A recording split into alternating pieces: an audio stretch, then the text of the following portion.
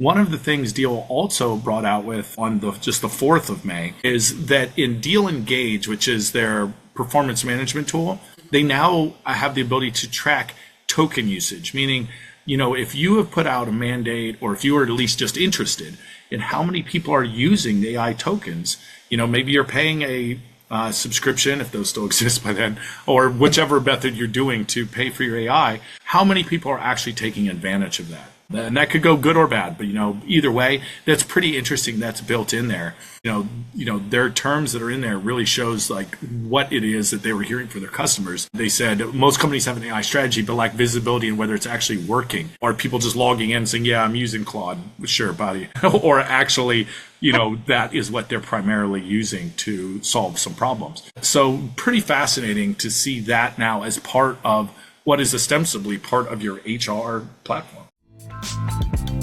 Welcome to the HR Huddle podcast, presented by Sapient Insights Group, the ultimate resource for all things HR. It's time to get in the huddle.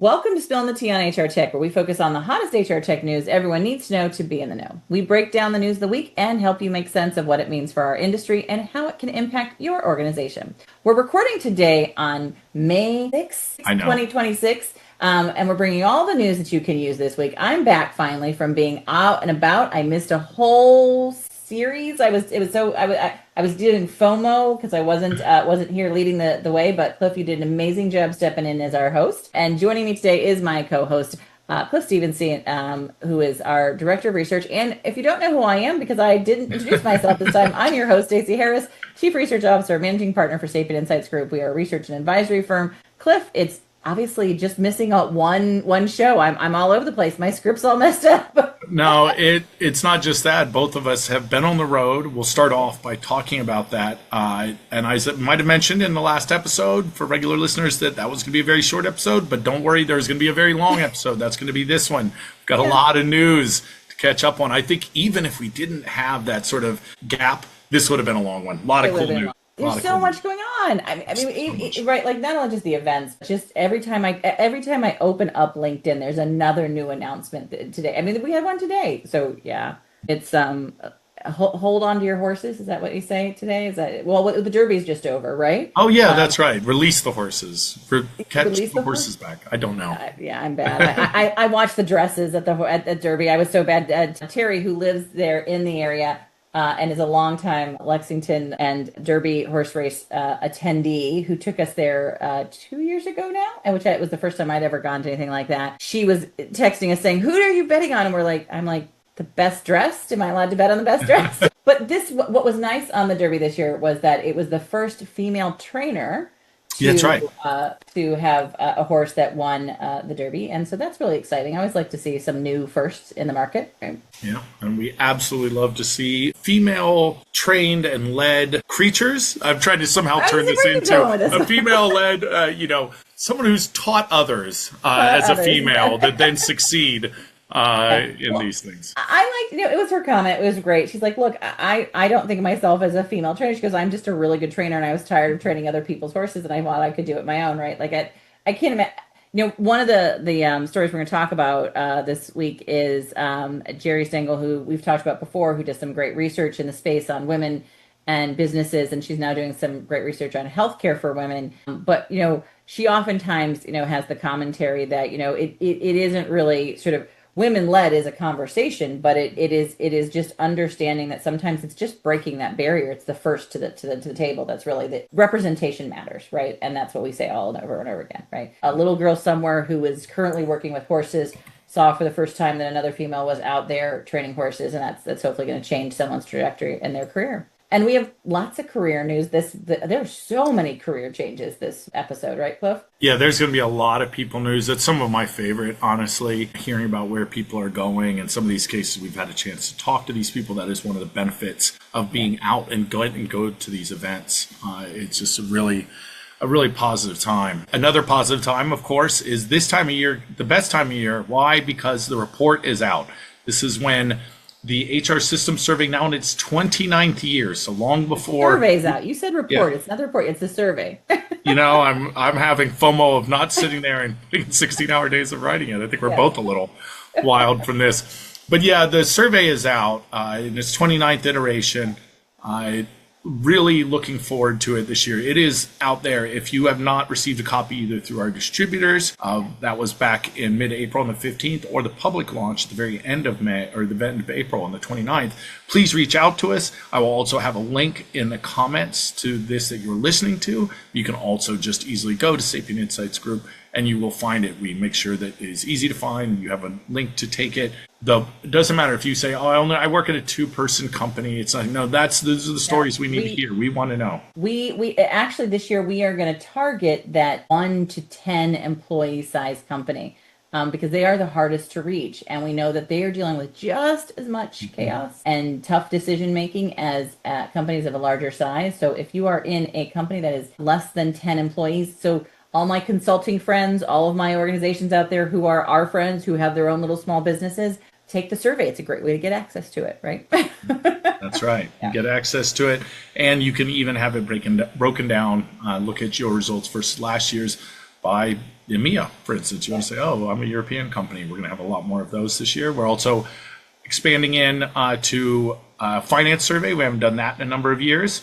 A lot of questions there, and there's going to be a lot of questions, and I think it's going to tie into a lot of our stories today, which is about what is the value of this system? How is this actually driving business results? That's something that we noted probably on this show quite a bit and realized that was something we need to dive more into. It's one thing to say, oh, I'm using AI. It's another thing to say, oh, I even like the AI systems. But the real question is, how is this helping you maintain customer satisfaction? How is this helping you create employee retention? All those sort of things. Let's find out. And we'll find out together. Now, I mentioned we had been to a number of different events. And then because we have so many cool stories, I'm going to try and go through this quickly, if I can, in no particular order. 2 minutes per event is what we've done, right? Because we've literally That's right, yeah. We're starting the speed round early. 10 since we last caught up. Yeah. So some of these you can go to either Stacey or I's LinkedIn page. Those are easy to find if you're listening to the show. But there'll be more detailed write-ups there. So I'm just going to give sort of the highlights, what really stood out. In no particular order, this isn't even in chronological order, but some of the things that I really like, going to the Workday Innovation Summit. That's not one I normally go to. Stacey usually go to that. Long-standing relationship there. It's in beautiful Napa Valley, California. And someone else from that event said something at the very end that I think really stood out and I agree with, which is, this is the most correctly named Innovation Summit. I mean, there was really some innovation there. And it wasn't just in terms of, oh, here's some new products. There was something Anil said right at the beginning. He's like, we need to shift our way from, instead of selling applications, to selling outcomes.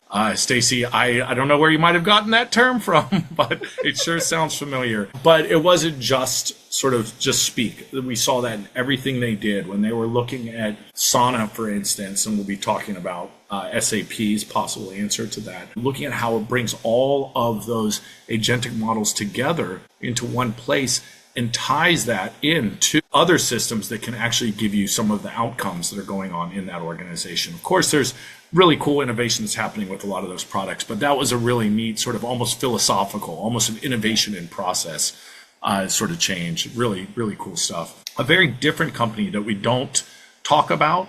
We didn't used to talk about much, but we're starting to see more and more is Canva. Many of you will know them as a graphic design tool, but they do have Canva for business. They also have Flourish, which is a data visualization tool. That was pretty neat to see. They have a lot of this sort of stuff that's in there that has a lot of application in employee communications, but also recruitment marketing. And that was really cool to see that sort of event that's a little more consumer facing, that B2C, also taking on that B2B, that business to business, selling to other organizations, that sort of aspect to it. And they're kind of early on in those stages, but they're no less valuable to the organizations that use them. And what's interesting, and you're going to see this from a lot of these, is they were focused on solving business problems, not just here's a cool thing you could make, but what is it that we're seeing from our customers that they're not able to do, right? Yeah. Personalizations with your company brand and having that just saved, so no matter what you do, it automatically reverts to those colors, those typefaces. Wonderful. ADP. That was really nice. That one was one that was pretty more focused on some of the business aspect and on the integrations across all of the different platforms they have. We've talked about them on this very program about some of the acquisitions that they've had and how do they take something like a workforce software and some of their workforce management capabilities and bring that into some of their AI and some of the other things that they're able to do. ICIMS was the most recent one I went to. In New Jersey, wasn't it? Right. That was in New Jersey in Asbury Park Sound. It was really, I was about to make a joke earlier that it was the 29th iteration that started well before we were born, because I was feeling old. Why? Because I was going around and they had plaques and things set up for Bruce Springsteen. I'm like, wait, is he old enough to have plaques set up about he used to busk here and things like that? I'm like, no, he's my age. Don't be talking about he needs plaques. He's a little older than you are, Clay. Yeah, that's true. Bruce, if you're listening, you're wonderful. I was happy to see that. Regular listener, I'm sure. But ICIMS really interesting. A lot of the other platforms we're talking about, we're thinking of it in terms of expansion. What are the different ways they can integrate? How can they work all across the business? ICIMS, on the other hand, is laser focused on the talent acquisition space. They want to be the very best at that enterprise level talent acquisition. I love that. And they show up in the data that way regularly, right? Mm-hmm. And I heard a very interesting point from their new chief AI officer. I had a lot of really good conversations with him. It really made me realize how important it is to do these things in person. It's kind of those breakout conversations, the hallway conversations about, how do we still provide value? And it's going to be through those integrations, right? And those agentic connections. And he, interestingly enough, wasn't really sure that MCP is going to be the answer. So I know later on, Stacey, you had some stories about, does the model matter? So keep that in mind because we might circle back to keep me under 2 minutes. Workhuman, finally, that's always just a really neat event, a celebration of everyone that works. But at the same time, that doesn't mean that they don't take what they do seriously in terms of recognition, in terms of rewards, in creating marketplaces for people, and in just, again, really tying it to business outcomes. I think that has become something that's critical. And I think that some of the proof there is in the outcomes that Workhuman themselves have seen. They've seen a big uptake in number of customers. They have grown significantly last year when a lot of other companies have been victims of the so-called SaaS apocalypse, which I think we touched on once in the show, that some of the SaaS companies aren't doing well. That's not the case for Workhuman. Now, through some discussions with them, there's a number of different reasons that could be, right? Recognition is a much, let's just be frank, cheaper way to work with people than hiring more, right? Yeah. But it also shows that they have done a good job of connecting the dots between, hey, this leads to better outcomes, whatever those might be, right? That may have that could lead down to customer retention. I have friends that work in that space that really tie employee experience to customer experience. So if they have the ability to show that on their dashboards and their analytics and work with some of their services and their sort of consulting side to do it, I think that looks good for them. And I think the proof of that is in how well they're doing. Now, that was a lot. I don't know if I was able. I don't know if that was 2 minutes. I was kind of. I don't know if you had 2 minutes per, but we were getting there.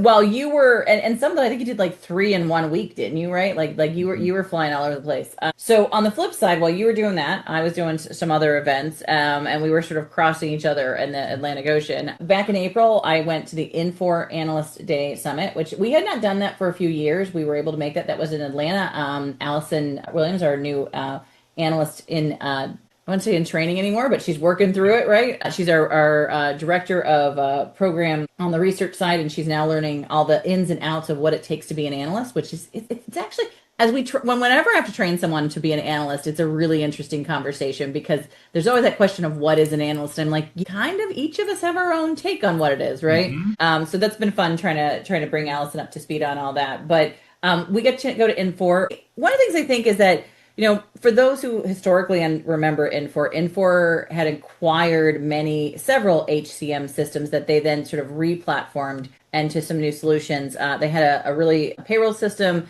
They had a very good workforce management system, which was started out by the same guys who then went off to do Dayforce's solution, right? They had a really good HCM system for the healthcare space called Lawson at the time. Many people still write that in, even right. They say that they don't have many people who are on that. So they acquired a lot of really cool. They were a private equity firm at the time, still sort of running that way, which makes them, I think, a little bit less possible being hit by the sort of SaaS apocalypse, as we've been calling it, right? Because they're not sort of focused so much on their stock number and all the things that are happening with that, right? What was really impressed me, because I had not had a chance to get caught up with them, is their laser focus on their big customers, right? They had some of the biggest names in the market, which I did not realize. I knew they had a lot of healthcare, but they had a lot of other people there, customers at that event. They very much tie the HCM world to the supply chain world. So that definitely was a big thing for them, is that connectivity tissue between supply chain and what they're doing on the HCM side. And what was really interesting is they had a lot of CIOs and CTOs up on the stage talking for them. And you and I both know, Cliff, we've been at every other event where they're talking to CHROs, and everybody wants the CIO because right now they're getting the budget for the HR technology conversation, right? And I had that conversation with the Infor product lead, and I said, the thing you guys have is you guys have the customers on the CIO level, and they go, oh, and I said, everyone would love to have what you have up on your stage. And he goes, oh, I hadn't really realized that, right? So what really I liked is that the stories they told were really focused on AI at a very practical level. So one of the really good examples, I asked the CEO how they were really helping in the healthcare space, which was a big area for them. Connect the tissue between sort of what data they had at a sort of enterprise level from a healthcare perspective to what they had on the HCM level. And he gave a really great example of how on the healthcare side, they were starting to do things like having AI connect the level of criticality of the patient to the amount of work that a nurse would have to do in that room. And then basically, instead of just basically putting out the level of nurses you needed just based on the number of beds, which is how most of the scheduling gets done in the healthcare space right now, is beds and kind of level of criticality, but that's based off of a floor. They actually were taking the actual level of criticality of those each patient based off of what was going on in the medical files and the electronic medical files, and being able to rescale and rescope sort of scheduling at sort of almost immediate level. And that was really interesting because that was a real life problem, and it was really interesting, I think, from the perspective of solving something with AI that helps both the employee, helps the company, and helps the patient at a lot of levels, right? So those were really exciting and interesting case studies that they had up on stage. The other event that I went to, which was why I was out of the country, not able to attend some of the vendor events, is that I did go across the ocean and I attended HR Executive Magazine's HR Tech Europe event. It's the first time I've been to that one specifically for them. I got to do 2 sessions, basically did their new intensives, which is almost like mini workshops. And then we also ran a session on the European data for the annual HR system survey, which was well attended. Both of the groups were sort of standing room only with the headphones on. I got to sort of do the big room, and everybody had headphones, and that was an interesting thing. There was some good and not so good about that. Like me, I like to interact with a group and make them talk to each other. They were very uncomfortable that I told them to take their headsets off and actually talk to each other. But they enjoyed it. We got into it. But also, too, it was interesting to see sort of how focused people were, how much they were able to pay attention to what you were talking about. So that was a really, really good event. While I was there, we got to meet with a lot of our customers, including the chief HR, one of the HR leads for who runs culture and engagement for HiBob. That was interesting. She was talking about what it was like to do AI inside of a tech firm, right? We got to speak with 2 large Cornerstone customers while I was there. One of them is using their current solution sort of as an HRMS, and I wanted to talk to a couple customers who were using Cornerstone as an HRMS because it is a light HRMS in the European market, and they're selling it quite rapidly there. They were very complimentary of sort of how they were thinking about it as a layer across their other applications, right?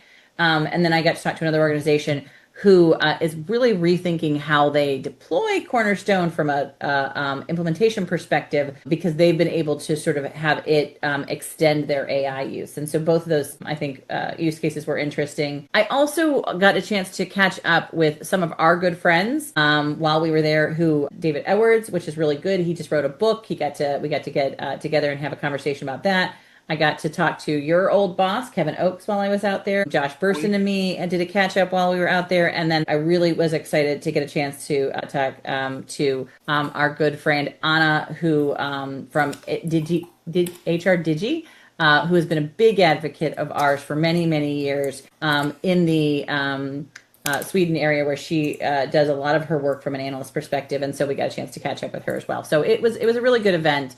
I did take a little jaunt over to Scotland, which I enjoyed for the weekend. I will say I did take a little bit of personal time with some friends. My aunt came out to join us on that, and that was really fun, because I don't do that a lot of times when we're traveling. We were running from thing to thing. Yeah, I know. I had some meetings in the UK on that Monday, and so it made sense to sort of maybe do the weekend there in Scotland. I love that. I hadn't had a chance to be at Scotland yet. Got a lot of advice from people around what I should see, which there is a make your own cocktail place that is absolutely fascinating. It's called, I would recommend it for anybody who wants to go there. I did do a little bit of Outlander touring. I know if you're not an Outlander fan, you may. Oh, no, I'm not anti. I just haven't got a chance yet. Yeah, you got to watch it. So that was fun. So we had a good time. I then flew back across the pond over to the Oracle conference. That's the last thing that I went to last week. So you went from, I just want to quickly do a little language joke. When you went from you went from Holland to Scotland, you went from hoy to oi. Oi is hello in Dutch. Is that it? Oi. Thank you. Oi. Yeah. Got it. See, yeah. I'm going to work on that one. My language-based material. Is that like a dad joke? Is that what that is? EMEA-based dad joke. EMEA-based dad joke? Okay, I will go with that. We had a great time with catching up with a lot of people while we were out there. But then when I flew to the Oracle, which was on the other side in San Francisco, that was really good, because we had that at the Oracle baseball field. Not a big baseball fan, but in San Francisco, that was kind of fun, right? To get some pictures out there and to get a chance to actually hold the sessions in the event. A little bit chilly, I will say, for me, but I think it was cool to be in a different place than just a conference room, right? The biggest thing I think to what was happening there is that, Oracle, Chris Leone spoke at rapid pace about all the work that he's doing. It was very clear that he's enjoying his vibe coding environment as a senior leader. And he talked a lot about how they are creating an environment for both non-engineer people to do coding and for pro engineers to do coding, kind of that both spectrums of the environment to work within the Oracle HCM platform and across actually all of the Oracle Fusion products. To be honest, Chris is now over top of all of that. And that was interesting to see how they were sort of thinking about the different audiences who were going to be developing content inside and developing solutions inside of, from an AI perspective, the Oracle Fusion environment. What they also really focused on heavily, both Yvette Cameron, Chris, as well as Steve Morena, were absolutely focused that they're not talking about AI agents anymore. They're talking about AI applications, which is teams of agents. We've seen that from, it's not just them. I think they feel like they are ahead of the curve on that, which might be the case. I mean, we were having that conversation. They definitely are much farther down the road. They've got quite a few applications in play there. And they really, again, same thing. They were talking about doing outcomes. What I think is different from what we just heard on the other side of the outcomes conversation is they are looking at charging based on outcomes. Yes. So their pricing. Financial model, I think, is going to be a little bit different. It's not per API connector. It's not per run, per se, data. They're saying, look, your data is yours. What they are saying is that every time you do an outcome, then that's what you're going to get charged on. So they're doing sort of flat fee models at different levels. And then basically, at a certain point, you're going to start paying for the outcomes that you achieve. Now, that works really well, but it does, I think, make people think a little bit about dashboards, what data is being pulled on a regular basis. It's those auto-running agents that could be causing some problems in that kind of monetary. They had two great clients who were very excited about the work that they were doing with Oracle, who were there.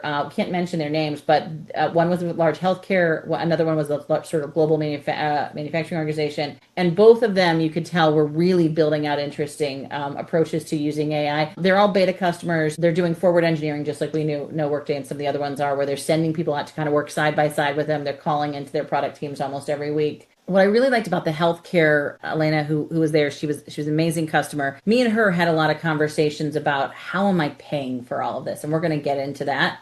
She said she's constantly reworking her budget, constantly going back to her senior leadership about what she thinks it's going to cost. She says she is looking at reducing point solutions to get to that price point that she needs to include the AI, but she says she feels it's absolutely necessary. And she does feel that she's getting the value out of it. So we're going to talk more about that in the data this year. We're going to see where it's at. But it was a good event. I was glad I had the opportunity to go. I had not gotten a chance. You had done it at Oracle the last couple of years, and we'll get to hear more from them, I think, over the next couple of weeks. It's great to get to cut up with Yvette, who's a good friend. Yeah, I mean, we were traveling the world. There was a lot of stuff going on. And then on top of it, we're going to do a lot of virtual events coming up, right? Yeah, we've got a few webinars with most of the companies we've named. In fact, I think every one of these companies that we've named, we're going to be doing some work with. Now, interestingly enough, one of the first ones will be an ADP event, Women at Work. I'm already registered, kind of tying together both ADP that we've talked about and this idea of women at work. I don't know if you want to go into any more. I know we're already kind of in. Yeah, no, we could just have the whole session on just these sessions that we're in. This one is I'm really proud of this. ADP came to me and asked if I would run this panel. It's the panel comes right after the keynote on this. ADP's done this for multiple years. They usually have like 10,000 people sort of log in and listen to it. It's amazing, right? We had a great panel. We had the head of sort of digital AI and infrastructure at Amazon there. We had an amazing Guadalupe who is in ADP doing global work for the organization, right? And then we had someone from one of the large consulting firms who was really talking about sort of what she's seeing from the research that they had done themselves, right? And what we were talking about is how we are rethinking sort of and re-energizing the conversation about sort of owning the roles that we have, not just in AI, but in technology as a whole from a women leadership perspective, right?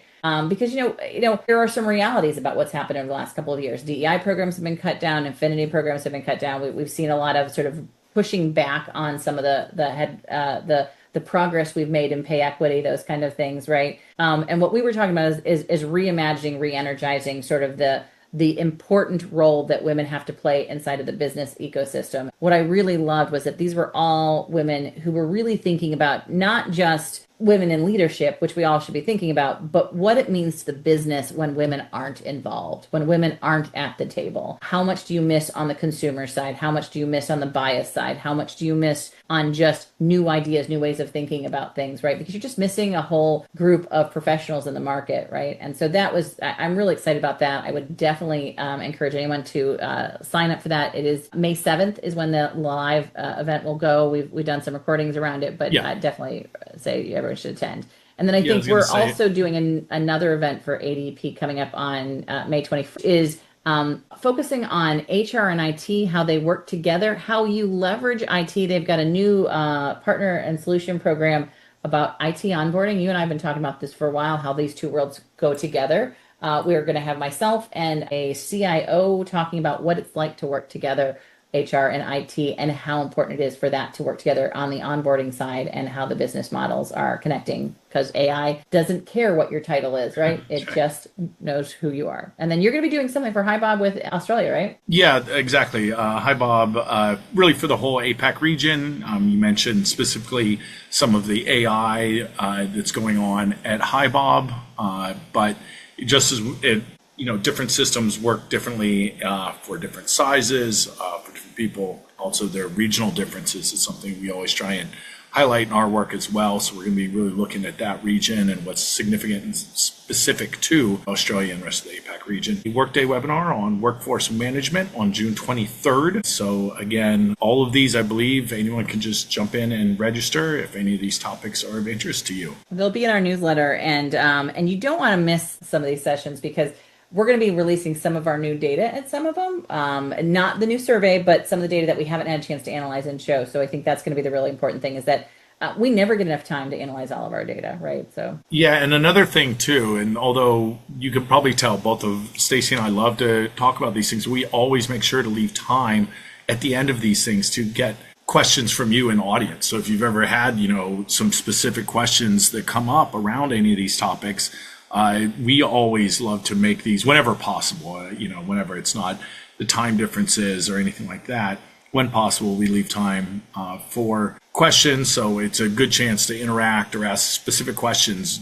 Sometimes it can seem, just like we were talking about, oh, is my company too small? It can seem like, well, this isn't really something that never comes up. No, please ask the question. We'd love to get that. Surprised by how the best questions. I had someone at the last Transform event, I think I mentioned, ask me, what do you do if there's no internet in my area, right? There you go.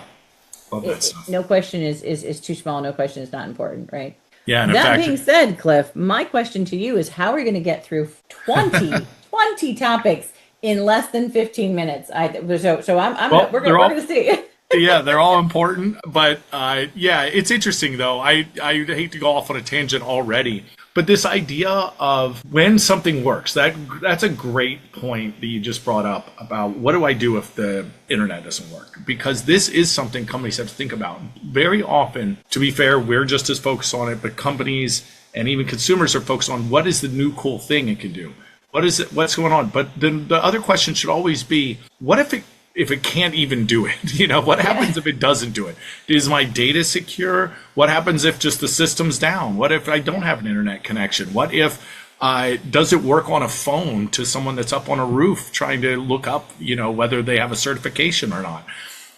All those sort of things. Those are important questions too. And it's going to be a big focus of ours, I think, going forward, is looking at what does success look like, but also what does failure look like, and what can you do to mitigate that? What does that mean, and what are the contingencies that are in play? Yeah, I think we're talking about one of the first things we're going to start asking all the vendors in our briefing. So be prepared if you're doing a briefing with us. We're probably going to start asking this is, what happens when it doesn't have the answer, right? What happens when it doesn't have the answer? What does it show you? And if you are a practitioner out there, ask that during your demos, okay? Absolutely. All right, Cliff. So let's talk about probably, I don't know. Again, I'm not putting these in a particular order of importance, but this was a big one to me, which is Phenom acquiring Plum. What's really cool here is I know both of these companies. I've known them for quite some time. And this also is kind of hot on the heels of Phenom being on this show just, I think, 2 episodes ago for when they acquired Be Applied. That was an assessment tool, right? So Plum does, again, sort of assessments, but, it's on this sort of, I think they call it psychometric based talent assessments, basically, what kind of psychology is in there. But a lot of it here is to get into the things that can't be faked specifically by AI. Having just been out at ICIMS, I've recently had a whole conversation with Indeed on our sister podcast. It's this is a growing concern, right? It's kind of like an arms race of, I'm going to use AI to make the best possible resume and send out to the most number of people, while at the same time, organizations are going, I'm using AI to filter those resumes. And so it's like, it's the AI talking to each other. So what do we do? AI? AI. What's going on? It's the forefront of what we're seeing it's going to happen everywhere else, right? Yeah. And I mean, this was in their own press release. They said, as AI generated resumes, deepfake interview responses, and fabricated work histories create a new verification hurdle. I'm going off script a little bit from what they said, but these were the sort of things they're deliberately looking at when they were thinking about an application or an acquisition of this size. So really interesting to see these issues resulting in multi-million-dollar deals. Yeah, and we should know, we've a long-time friend of Caitlin McGregor, who was the CEO of Plum. I'm excited to see that she found a home for the hard work she's been doing. One of the things they came out with was that role model technology map, which is kind of a behavioral blueprints. And she's, had done a lot of work against sort of the 40,000 real world jobs that she had mapped that to. So I think, her data focus matches what we know is Phenom's data focus. And we know sort of that talent intelligence conversation is shifting much more to, how do I know, like you said, not only that it's a real person, but more importantly that it, John Sumser brought up, I think, a really good comment on one of the things I was reading today. He said, we keep looking for the perfect person. He goes, but if I'm a brand new employee, I don't have any of that experience or those things you want me to have. So are we just weeding out the people who are there with really good instincts, or who have done the hard work of making sure that they had lots of different jobs they had before this, right? And so really thinking differently about what is it we need from human beings when we bring them into an organization. And it isn't always that 5 years of experience and 6 years on the job. And that's the specific university that we thought you went to, right? That's exactly it. And keeping on this recruiting theme, and you can tell that it's important because we're seeing this movement in the market. Paylocity acquiring Grayscale. Of course, Paylocity, we well know, they do more than pay, obviously, one of the larger sort of just HR technology providers. It's noteworthy that they called themselves now a leading provider of HCM finance and IT solutions, right? Yeah, extremely noteworthy. I noticed that as well. Sort of reading between the lines. That's the T right here, folks, the tea leaves. So Grayscale does recruiting automation, right? So this is something we've seen from, for instance, UKG, who really rolled out sort of mass hiring, or hiring at scale. This idea of working with frontline workers, being focused on those sort of organizations that need to make rapid and move through very quickly, because it's not enough just to do it fast. Of course, it's got to be quality and speed, right? Otherwise, you just replicate this was the mistakes. same as the Paradox acquisition for Workday, right? Workday. Yeah. So very similar kind of concepts, right? Yeah, exactly. It's addressing a market that clearly, I think, was highlighted a lot during the COVID years, but also in recognition of just the shifting way that we do work now, right? Where we have AI that can allow things to be faster, but is it enough just to, as I said, just be quick? We need to also be able to personalize this sort of recruiting thing, and it also needs to bring the right sort of experience to the end user as well, because that has long-term implications. I will just put a note out there to remind everyone that one of the best case studies I heard was not using AI to weed through everybody, but using AI to help the candidate actually find the right job, right? And then to do the interview with the human being. So you have a face-to-face conversation first, and then you use AI after that to do all the scheduling. Like, remember, AI doesn't always have to do the thing that everybody else is having it do, right? Think a little out of the box. So I'll just put that note out. Now I want to admit, though, that the very next story is about all right, sorry. using a voice AI. We'll go through it. So anyway, Greenhouse acquired Ezra AI Labs.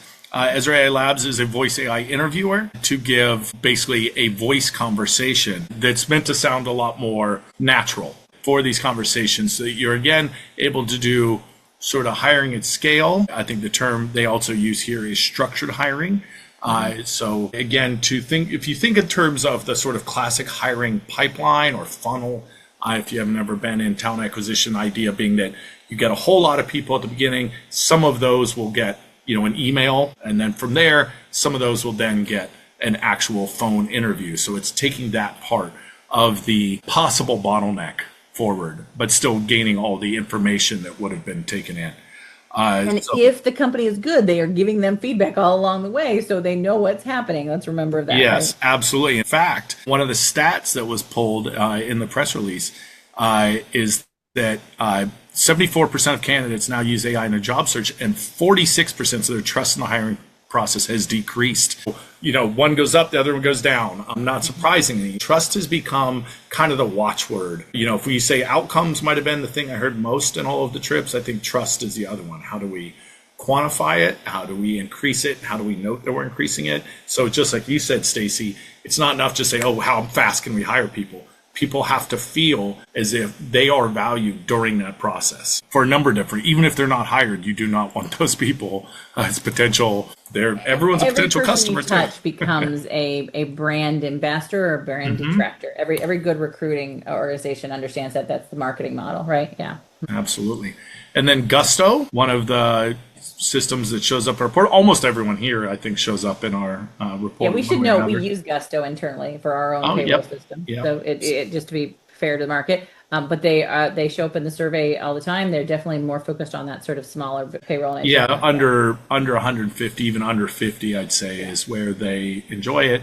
But they've acquired Mosey. So this is very interesting, Stacey, because you said something earlier along the lines of even the smallest of businesses still have to deal with a lot of these issues. This is an exact case in point. So Mosey is a compliance company. Like everyone now, they're AI powered, but the idea is to bring in extremely small level, levels of compliance and risk mitigation for even down, and by small, I mean down to the municipality, down to the city level. right? So you have all of the sort of regulations. Sorry, I've been watching too much soccer. That's for my soccer fans out there. State and local, all your filing, all the paperwork that's required, your minimum wage requirements, all those sort of things for extremely small companies. This didn't used to always be an issue. There used to be size cutoffs, at least in the United States, about when you really needed to worry about that. But that doesn't allow for scaling, and also those regulations change all the time, especially when you get down to the city level. When you get that local, sometimes you'll find that you need to have certain things in place, even at one person or 5 person. Both of us have been business owners. Stacey still are, so you know that sometimes there's the smallest things. Yeah. That's probably been my biggest learning curve. I mean, I was in HR. I understood all the risks and everything, but at becoming a joint owner with my partners, it is the compliance that still trips us up, even though we know what we're doing, right? It's hard to keep track of it all. Their stat, which I thought was really interesting, they put here, was that in the United States, it remains a real big issue. Businesses with fewer than 50 employees face roughly $14,700 per employee per year in compliance costs. Now I have to think about that. I'm like, maybe, especially when you're thinking about all through your payroll and your tracking and the amount of insurance you've got to track, and how many and different systems you might and legal fees that you have to pay on a pretty regular basis, right? Just to make sure you're sort of in sync with everything. So yeah, that could very well be. And they say approximately 20% more than large enterprises with dedicated legal teams. We've been doing a lot of work with a lot of other compliance-based organizations. We've worked with MeterCheck and Mineral in the past. Had some really good briefings with them about what they're doing in this space. We've talked with Brightmind, who also has, which is expert HR in the UK. Yep, and they've done a lot of focus in this area. I mean, what I can tell you is that this space is shifting rapidly, because I think a lot of people think they can start with AI. We know from our research already that 2 to 3 resources are used per person per company when they're evaluating compliance needs inside the organization.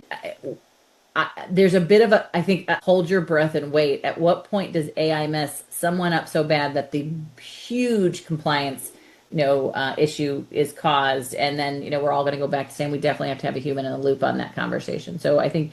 What I'm interested in seeing here from Gusto is that it sounds like they're not just doing the compliance conversation as a whole, but they're also thinking about all the kind of legal things that small businesses need when they start up too, which is a different dialogue there, right? Yeah, classification of workers, for instance. But yeah, that's very interesting. And then keeping on that theme of acquisitions in the talent acquisition space, Crosscheck, and that's spelled, if you've never seen it, Crosscheck, it's cross, normal, and CHQ.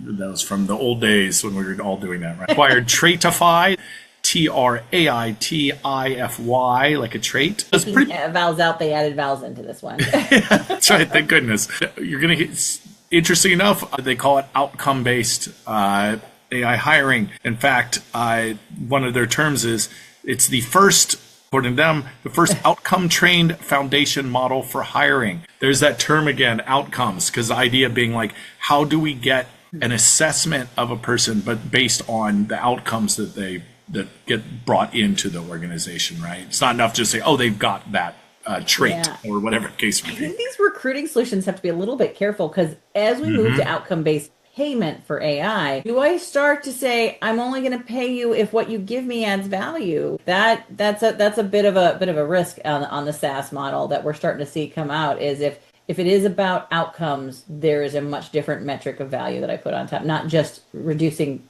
processes or reducing administrative or risk, right? Yeah, not to add to our runtime, but I do think that they're very related. I do think that the movement towards outcomes or usage or consumption-based models is directly related to every organization wanting to prove the value of what they put out there in case there does need to be a pricing shift, or to at least allay themselves against some unknown factors that you didn't have in a traditional SaaS model, right? When it was storage, which your primary one. But moving on, Deal also did a acquisition just today, I believe, or yesterday, but this news just came in today. Not to be confused with Traitify, this is Sastrify. So somewhere, I think it's just 8 dudes just making up companies in Silicon Valley. I'm not laughing at them, I'm laughing at them. I am. I love you all, of course. But the names sometimes, I get it. A lot of them are taken. And thank you for not naming yourself Pay something. But Sastrify is, again, I would say, more or less, once you know what they do, you can see where the name came from, right? If Traitify was trying to bring up traits and put them into a system. They're doing the same with SaaS. So they do procurement and management. If you think about companies that do like contract management or even, software life management, that's basically what we're doing here, just specifically for SaaS. So entire, software lifecycle management that covers, your licensing, renewals, anything. That's why I kind of thought about the contract side, because a lot of the same side. But here we're also talking about devices, security, updates, those sort of things that are in there. Keeps it all into one spot. What are all these different systems? Stacey, I know that for a very long time, we're kind of been the leading authority on just how many different systems exist within one company. And we're talking about just kind of anything that fall roughly within HR and work tech. And the number that we have is basically what people go with, because we have the largest report on this. And it's always larger than anyone expects, no matter what. It really is. And I do think that this IT onboarding, I mean, it's the same conversation we're going to be having with ADP. That is exactly what we're doing, is their partner in this space. And I think, again, when you think about what's driving this sort of need to sort of think differently about onboarding for small businesses, AI doesn't work well if I don't have all my data connected, and if I don't have my systems connected, I don't know who has what access to what. And it seems like that shouldn't be a big deal, but it's becoming a bigger deal, and it has to be connected to my people data, right? And so I think we're seeing more and more of this. So this doesn't surprise me. It's interesting that, I think Deal is really pushing the envelope as to what they will be in the market, right? I think first we're just payroll. Okay, now we're payroll HRMS. Now we're global EOR, right? Like every time you kind of turn around, Deal's got some new thing that they're coming out with. It's that sort of back and forth competition with some of the other ones that are growing rapidly. So I think, this again, competitively, we're seeing people following what's happening here, right? Yeah, and talk about kind of a sign of the times, or maybe even some innovation, but also relates to some of our research on how many people are actually using embedded AI tools or using AI tools. One of the things Deal also brought out with on just the 4th of May is that in Deal Engage, which is their performance management tool, they now have the ability to track token usage, meaning, if you have put out a mandate, or if you are at least just interested in how many people are using the AI tokens, maybe you're paying a subscription, if those still exist by then, or whichever method you're doing to pay for your AI, how many people are actually taking advantage of that? And that could go good or bad, but either way, that's pretty interesting. That's built in there. Their terms that are in there really shows like what it is that they were hearing from their customers. They said most companies have an AI strategy, but lack visibility in whether it's actually working. Or people just logging in saying, yeah, I'm using Claude. Sure, buddy. Or actually, that is what they're primarily using to solve some problems. So pretty fascinating to see that now as part of what is ostensibly part of your HR platform. Yeah, exactly. And we're going to see more of that. Yes. I'm already, I will say I'm taking a little peek at the data. It's not, you can't be sure of it. It's still got to be cleaned. It's still, although Tammy's doing cleaning. Tammy, you can't listen to this part. But I will say that I'm already seeing an increase in home developed, right? Which means I'm using AI to develop on top of my HR system. Not a primary system, but definitely another system right now.